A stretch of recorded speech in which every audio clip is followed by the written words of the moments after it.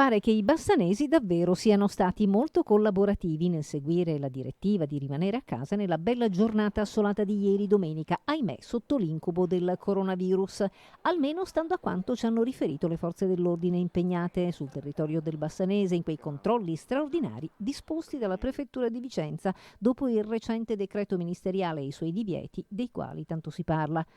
Per la Polizia Intercomunale del Bassanese, i vigili per intenderci, ieri giornata di impegno per 2 pattuglie la mattina, 2 il pomeriggio fino alle 19:30 al turno ordinario.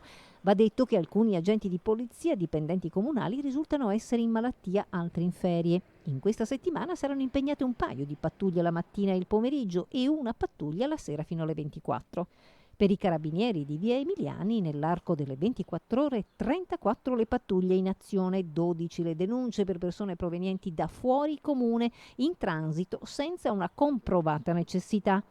Guardia di Finanza di Bassano, una pattuglia al giorno con un'altra di supporto. Continueranno l'attività anche loro per tutta la settimana. Qui sono stati denunciati 2 ragazzi bassanesi in violazione dell'articolo 650 del codice penale in osservanza dei provvedimenti dell'autorità, perché a piedi dopo mezzanotte giravano di ritorno dall'abitazione di uno dei 2 camminando fra Jacopo da Ponte e Viale delle Fosse, quindi anche in questo caso senza alcuna comprovata necessità. Molti, c'è stato riferito spontaneamente al momento dello stop per il controllo, hanno esibito l'autodichiarazione, segno questo che le corrette informazioni sono state date tutte e in tempo giusto.